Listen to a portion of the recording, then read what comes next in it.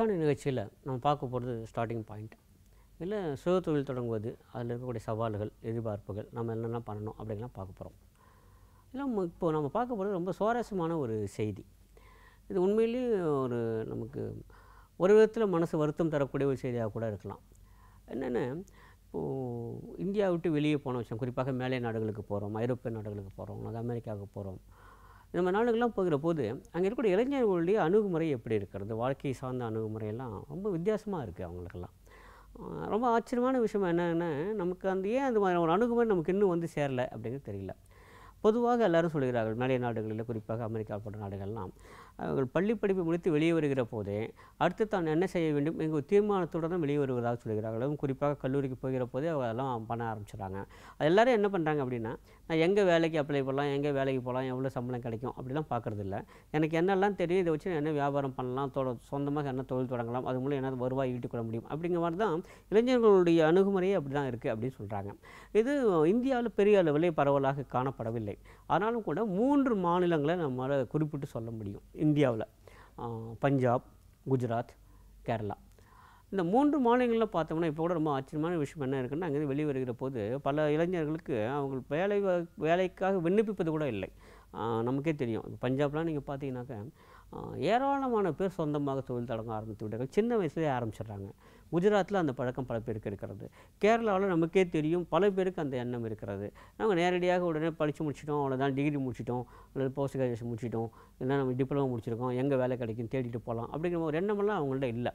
அவங்களுக்கு என்ன வருது அப்படின்னா, நமக்கு என்ன தெரியும் அப்படிங்கிறத விட நம்ம அடுத்து என்ன செய்யணும் அப்படிங்கிறது மிகவும் தீர்மானமாக இருக்காங்க. அதனால தான் இந்த குஜராத் இளைஞர்களும், பஞ்சாப் இளைஞர்களும், கேரளாவை சேர்ந்த இளைஞர்களும் பள்ளியில் படிக்கிற போதே அல்லது கல்லூரிக்கு நுழைகிற போதே தான் அடுத்து என்ன செய்ய வேண்டும் என்பது சிறிது சிறிதாக அந்த ஆசையை வளர்த்துக்கொள்கிறார்கள், ஆர்வத்தை வளர்த்துக்கொள்கிறார்கள், அந்த தகுதியை வளர்த்துக்கொள்கிறார்கள். அப்படியே நேரடியாக ஏதோ ஒரு வாணிபத்தில் இறங்கிடுறாங்க. உடனடியாகவோ அல்லது ஒரு ஆண்டுகள் கழித்தோ அவங்க இறங்கிடுறாங்க. அதை நல்லா புரிகிற மாதிரி சொன்னோன்னா, அவங்களுக்கு அந்த ஒரு பிஸ்னஸ் மைண்ட் அப்படிங்கிறது எப்போவுமே இருக்குது. நம்ம அப்படி தான் பேசிப்போம் இல்லையா, அந்த பிஸ்னஸ் மைண்டு அவங்களுக்கு எப்போவே இருக்குது. அது இயல்பாகவே வந்துருக்குது. ஆனால் என்னவோ தெரியவில்லை, தமிழ்நாட்டிலே பொதுவாக அது மாதிரி இல்லை. தமிழ்நாட்டிலே இல்லை, பல மாநிலங்களில் அது இல்லை. அவங்களால என்னென்னா படித்து முடிச்சுன்னா எங்கே வேலைக்கு போகலாம், எங்கே அப்ளை பண்ணலாம், எவ்வளோ சம்பளம் கிடைக்கும், எவ்வளோ ப்ரமோஷன் கிடைக்கும், இது மாதிரியாக நம்ம சிந்திக்க ஆரம்பிச்சு விட்டோம். அதனால தான் என்ன ஆயிடுச்சுன்னா, சுய தொழில் என்பது தமிழகத்தை பொறுத்தவரை ஒரு புதிய ஒரு கான்செப்டாகவே இன்னும் கூட இருந்து கொண்டு இருக்கிற, பல பேருக்கு ஒரு அச்சமூட்டக்கூடிய ஒரு கான்செப்டாக கூட இருக்குது. ஏன் சொந்தமாக பிஸ்னஸ் நடத்தணுமா அப்படின்னு ஏதோ ஒரு திகிலுடன் கேட்கக்கூடிய பழக்கமெல்லாம் இப்போ நம்ம பார்த்துக்கிட்டு தான் இருக்கோம். என்ன காரணம் அப்படின்னா, நமக்கு இயல்பாக அப்படி ஒன்று இல்லவே இல்லை. நமக்கு என்னென்னா, படித்து முடிச்சோடனே ஏதோ ஒரு டிகிரி படித்து முடித்தோடனே நமக்கு என்ன பண்ண போகிறோம், எங்கே ஒருத்தர் வேலைக்கு போகணும், அப்ளிகேஷன் போடணும், இன்டர்வியூக்கு போகணும், செலக்ட் ஆகணும், அங்கே போனதுக்கப்புறம் அதிக சம்பளம் வேணும், இல்லைனா இன்க்ரிமெண்ட் வேணும், இல்லைனா ப்ரொமோஷன் வேணும்.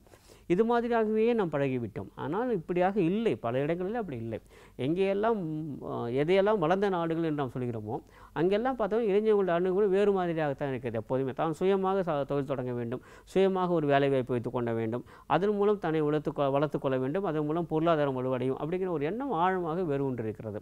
ஆனால் தமிழகத்தில் இன்னும் அது வந்தபாடு இல்லை. சுய தொழில் பற்றி நம்ம இன்னும் விளக்கமாக பார்க்க போகிறோம். ஆனால் இங்கே இருக்கக்கூடிய அந்த சுய தொழில் பற்றிய அந்த அணுகுமுறையாகட்டும், அதை பற்றி நம்முடைய கண்ணோட்டமாகட்டும், பார்க்குற பார்வையாக இருக்கட்டும், எல்லாமே சற்றே வித்தியாசமாகத்தான் இருக்கிறது. ஏன்னா இப்போ எல்லாமே என்ன பண்ணுறாங்கன்னா, படிச்சிட்டிங்களா, எப்போ படித்து முடிச்சிங்க, எங்கே வேலைக்கு போகிறீங்க, எந்த கம்பெனியில் வேலை வைக்கிங்க, எந்த ஆஃபீஸில் வேலை வைக்கிங்க, எவ்வளோ சம்பளம், ஆக அந்த அவர் சொல்லக்கூடிய அந்த நிறுவனத்தின் பெயர், அவர் சொல்லக்கூடிய மாத சம்பளம், இதை வைத்துக்கொண்டு தான் உண்மையிலே ஒரு வெற்றியாளனா இல்லையா அப்படிங்கிற தீர்மானித்திருக்கிறோம். உண்மையிலும் வெற்றியும் அல்லது தோல்வியும் வெறுமனே வேலைக்கு போய்ட்டு மாத ஊதியம் பெறுவதில் இல்லை. சுயமாக ஒரு தொழில் தொடங்கி அதில் வெற்றி பெறுவது தான் உண்மையிலே நம்முடைய வெற்றியும் தொழிலும் அடங்கி இருக்கிறது என்பதை நாம் உணர்ந்து கொள்ள வேண்டும். இதுதான் சுய தொழில் மிக முக்கியமானது. இது பற்றி மீண்டும் சந்திப்போம். நன்றி.